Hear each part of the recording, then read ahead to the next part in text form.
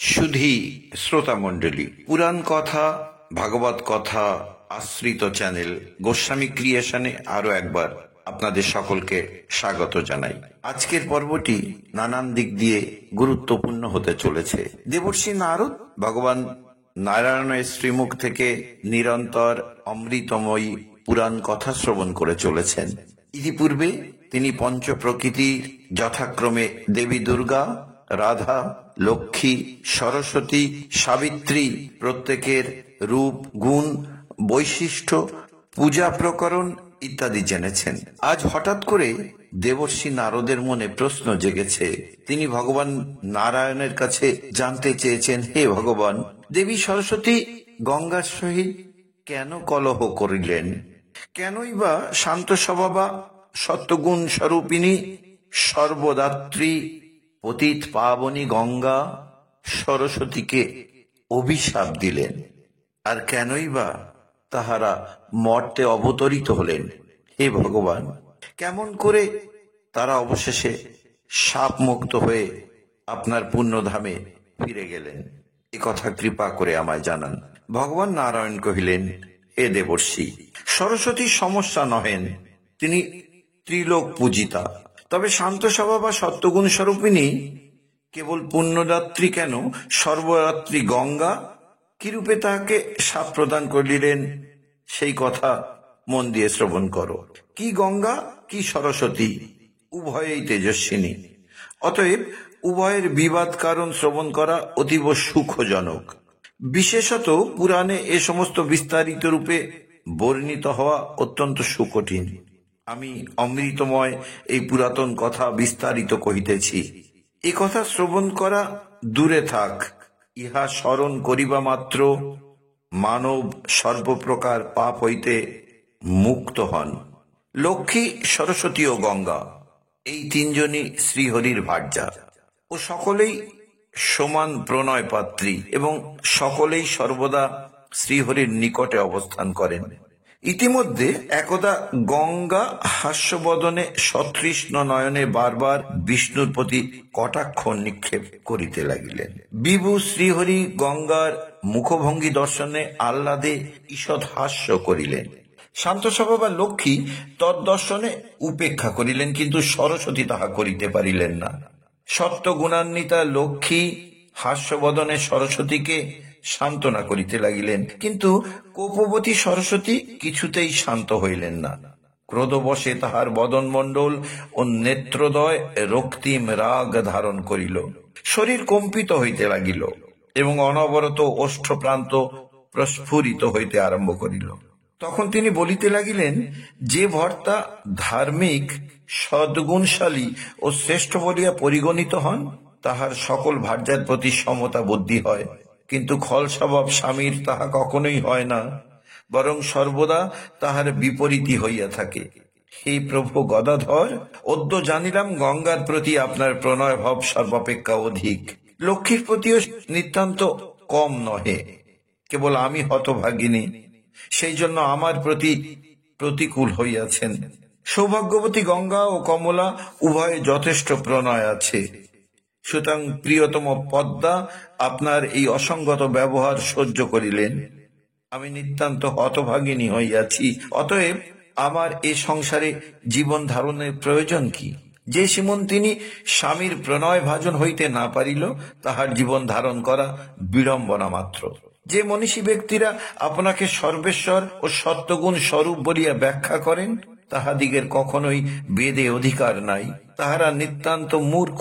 অধিক কি বলিব, তাহারা কখনোই আপনার বুদ্ধির মধ্যে আপনি প্রবেশ করিতে পারেন নাই, তাহাদিগের জীবনে ধিক। ওই সময় শ্রীহরি সরস্বতীর ভৎসনা বাক্য শ্রবণ ও তাহার কোপ দর্শন পূর্বক ক্ষণকাল মনোমধ্যে ওই বিষয় আন্দোলন করিয়া অন্তঃপুর হইতে বহির্দেশের সভা মণ্ডপে গমন করিলেন। এদিকে শ্রীহরির গমন করিলে পর বাগদেবী রোষভরে নির্ভয়ে অতি কঠোর বাক্যে গঙ্গাকে সম্বোধন করিয়া কহিলেন, ওই কামার্তে নির্লজ্জে গঙ্গে, তুমি স্বামীর প্রণয়পাত্রী বলিয়া সমধিক গর্ব প্রকাশ করিতে বাসনা করিয়াছ, কি তুমি সৌভাগ্য গর্ব করিয়াছ?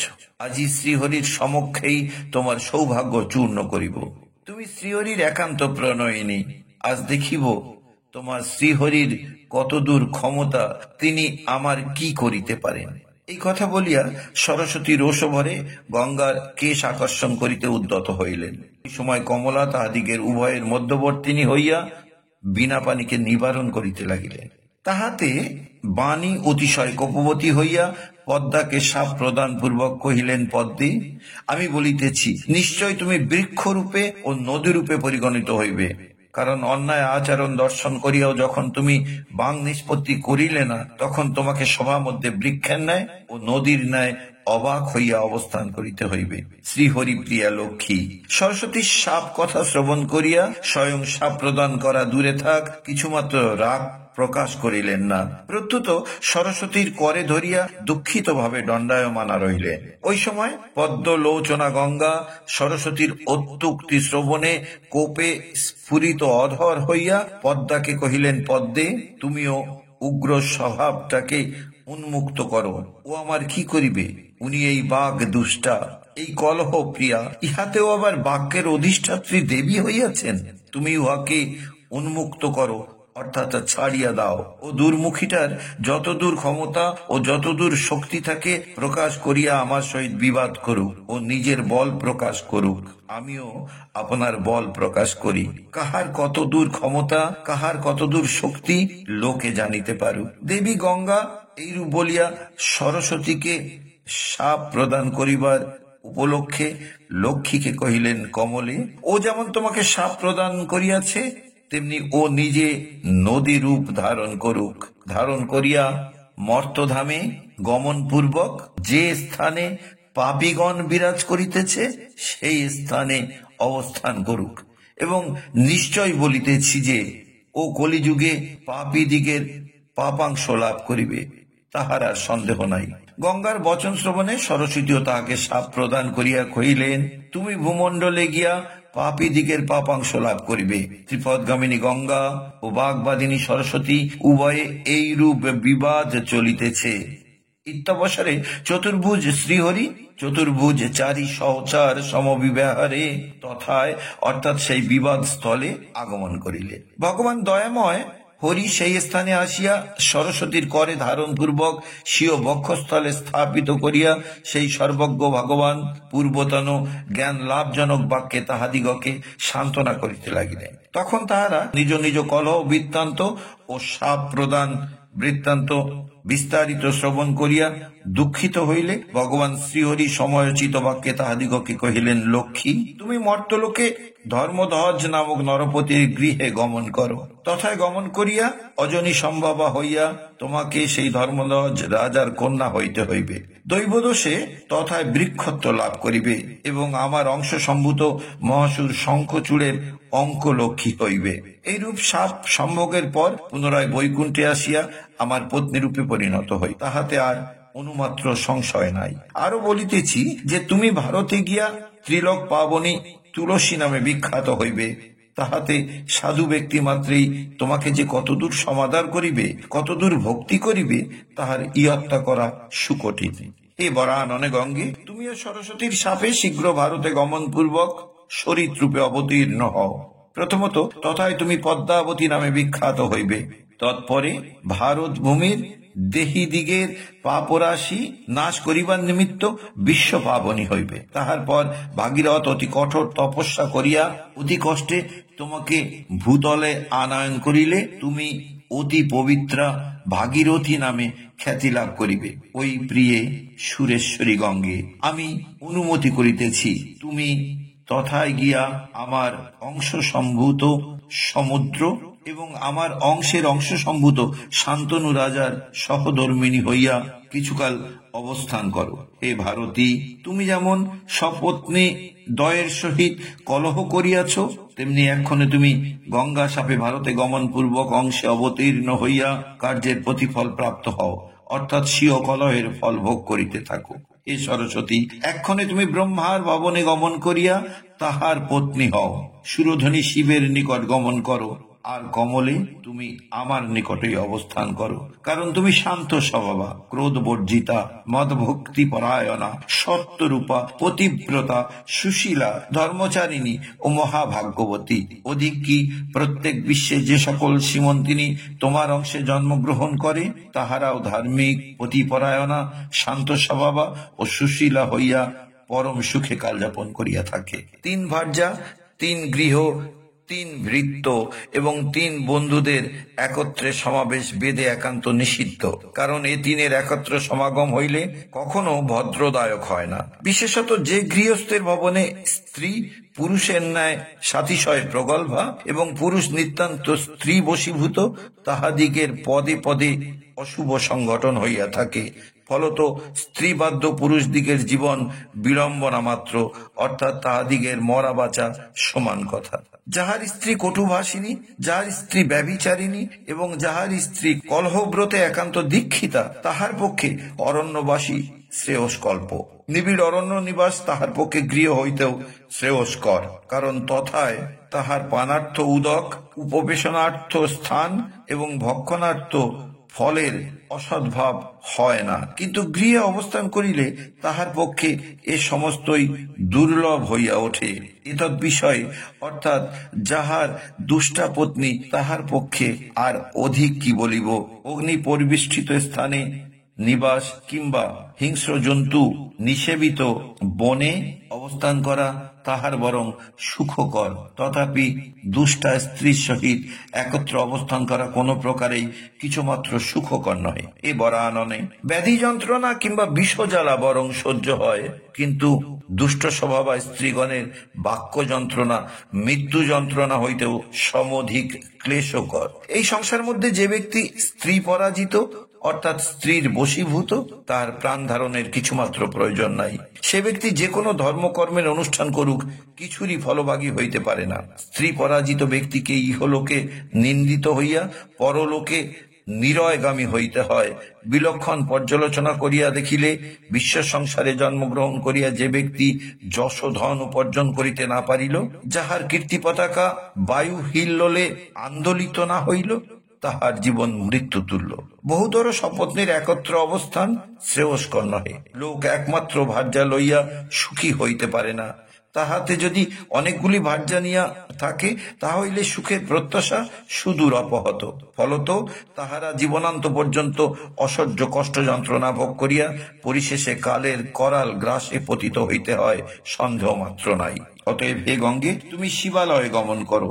সরস্বতী, তুমি ব্রহ্ম সদনে প্রস্থান করো। কেবল সুশীলা পতিপরায়ণা কমলা আমার গৃহে অবস্থান করুক। এ জগতে যাহার পত্নী কথার বাধ্য, সুশীলা ও পতিব্রতা, সে ব্যক্তি ইহলোকে স্বর্গসুখ সম্ভোগ করিয়া পরলোকে ধর্ম ও মোক্ষ লাভ করিতে সমর্থ হয়। ফলত যাহার পত্নী পতিব্রতা, ইহলোকে সেই ব্যক্তি জীবন মুক্ত, সেই সূচি, সেই সুখী।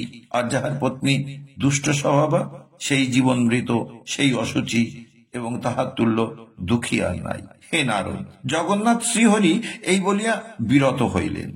এদিকে গঙ্গা, লক্ষ্মী ও সরস্বতী 3 জনে পরস্পর আলিঙ্গন করিয়া উচ্চস্বরে রোদন করিতে লাগিলেন এবং সকলে স্বস্বকৃত কর্মের বিষয় আলোচনা করিয়া ভয়ে ও শোকে কম্পিত কলেবর শ্মশ্রু নয়নে ক্রমে ক্রমে ভগবান দয়াময় শ্রীহরিকে বলিতে আরম্ভ করিলেন। তন্মধ্যে সরস্বতী সর্বাগ্যে বলিলেন, হে নাথ, যদি দুষ্ট স্বভাবা বলিয়া আমাকে বিদায় করিতে বাসনা করিয়া থাকেন, তাহা হইলে জন্মশোধের মতো বিদায় করুন।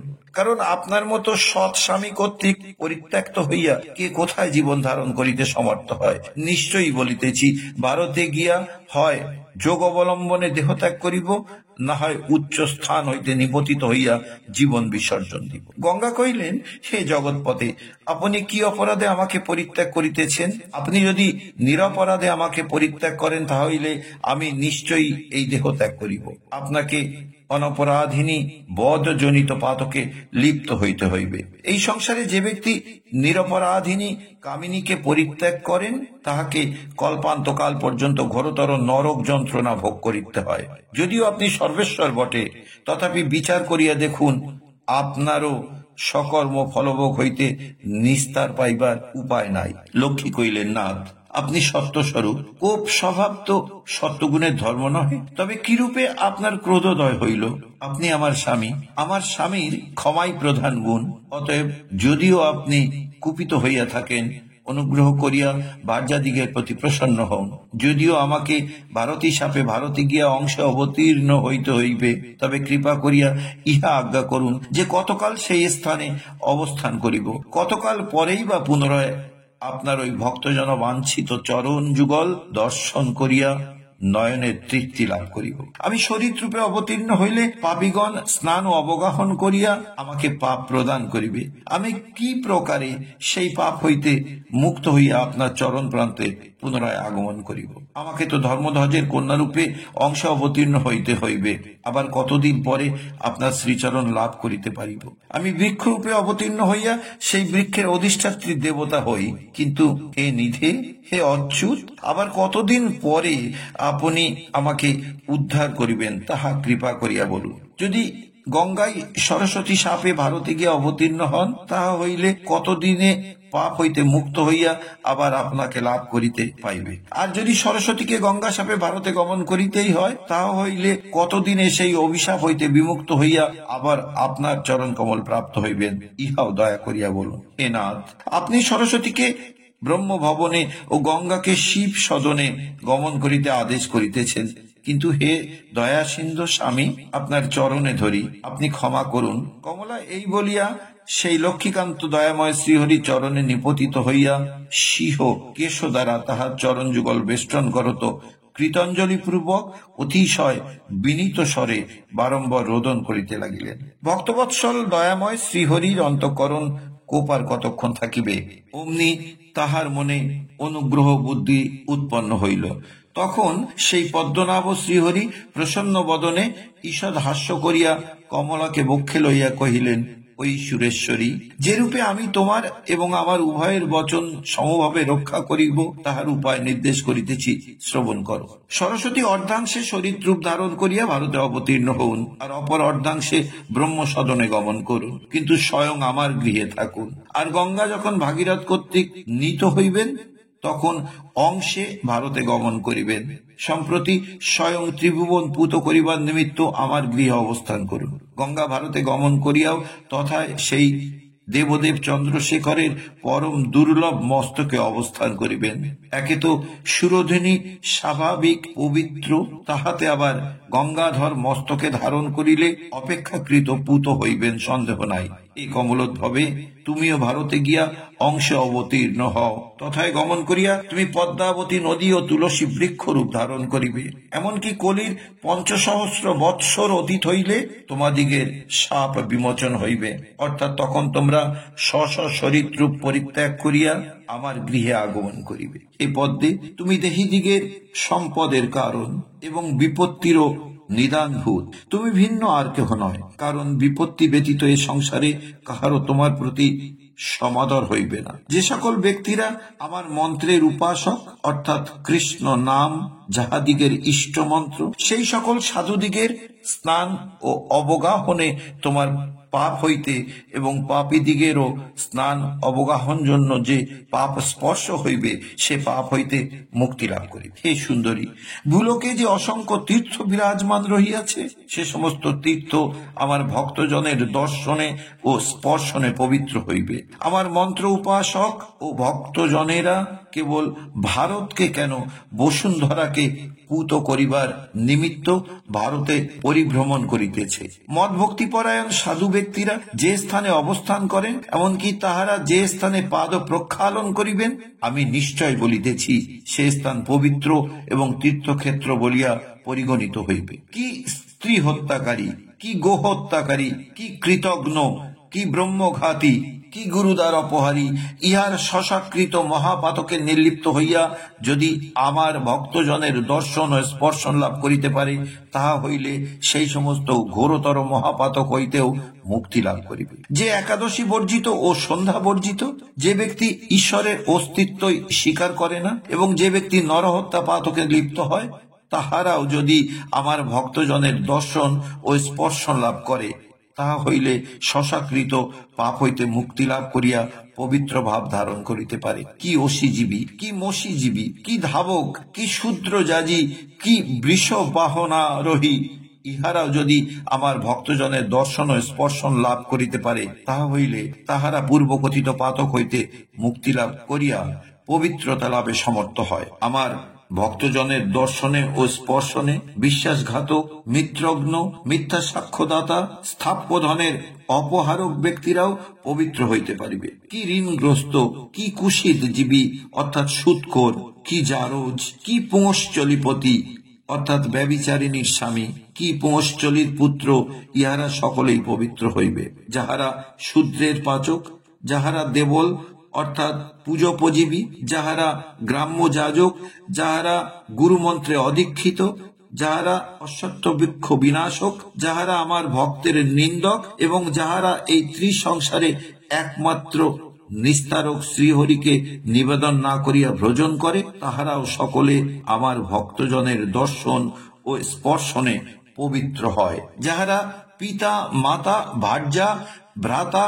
পুত্র, কন্যা, ভগিনী, গুরুকুল, স্ত্রী পুত্র পরিবার বিহীন জ্ঞাতি, শ্বশুর ও শ্বশ্রুকে প্রতিপালন না করে, তাহারা মহাপাতকী হয়। তাদৃশ মহাপাতকী ব্যক্তিরা আমার ভক্তজনের দর্শনে ও স্পর্শনে পবিত্র হইতে পারিবে। যিনি দেবদ্রব্য কিংবা ব্রাহ্মণ দ্রব্য অপহরণ করেন, যিনি লাক্ষারস, লৌহরস ও কন্যা বিক্রয় করেন, যিনি শূদ্রের শবদাহ করেন, তিনি মহাপাতকে লিপ্ত হন।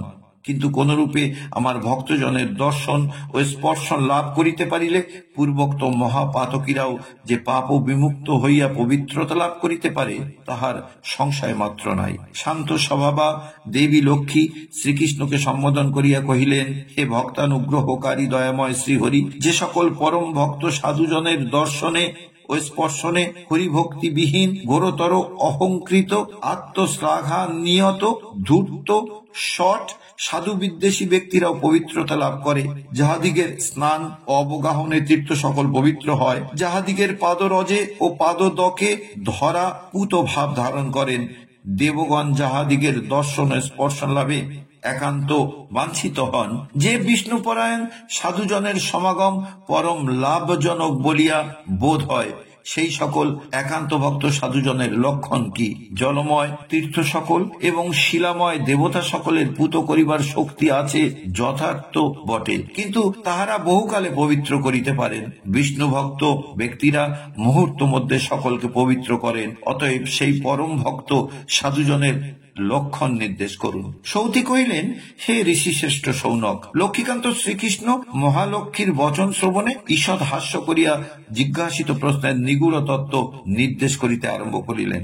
দয়াময় শ্রীকৃষ্ণ কহিলেন, হে কমলালয় লক্ষ্মী, তুমি যে ভক্তজন লক্ষণ জিজ্ঞাসা করিলে, ইহা কি বেদ কি পুরাণ, সর্বত্রই অতি নিগূঢ় এবং পুণ্যময়, পাপনাশক, ভক্তিদায়ক, মুক্তিদায়ক ও সুখদায়ক। ইহা সকলের সারভূত ও গোপনীয় বিষয়। বিশেষত শটের নিকট ইহা ব্যক্ত করা কর্তব্য নয়। তুমি অতি সাধ্বী, পতিপরায়ণা এবং আমার প্রাণ তুল্লা, সেই জন্য তোমার নিকট সমস্ত বিশেষ রূপে ব্যক্ত করিতেছি, তুমি শ্রবণ করো। বেদ ও বেদাঙ্গে এইরূপ কথিত আছে যে, বিষ্ণু মন্ত্র গুরুদেবের মুখ বিবর হইতে বিনির্গত হইয়া যাহার কর্ণে প্রবেশ করে, সে ব্যক্তি নরোত্তম বলিয়া পরিগণিত ও পবিত্রতা সোপানে আরূঢ় হয়। এমনকি তাদৃশ ব্যক্তি জন্মগ্রহণ করিবা মাত্র তাহার পূর্বতম 7 পুরুষ স্বর্গলোকে অবস্থান করুন আর নরকগতই বা হন, তৎক্ষণাৎ মুক্তি লাভ করিয়া থাকেন। অধিক কি, তাহাদিগের মধ্যে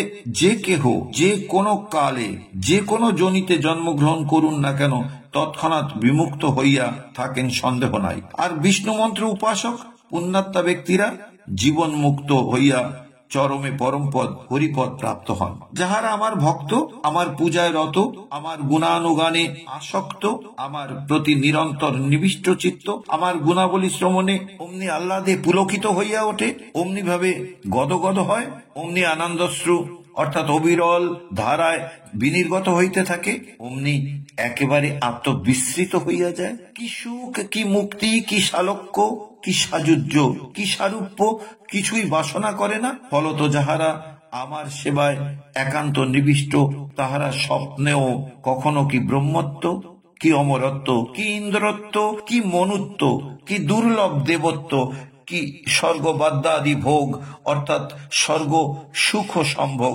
কিছুই কামনা করেন না। কারণ ব্রহ্মত্ব ও ব্রহ্মাদি দেবগণ সমস্তই নশ্বর, কিন্তু আমার ভক্তগণ একমাত্র ভক্তিযোগে অনন্তকাল অপার আনন্দ স্রোতে ভাসমান হইতে থাকে, অর্থাৎ কোনো কালেই তাহাদিগের ক্ষয় নাই।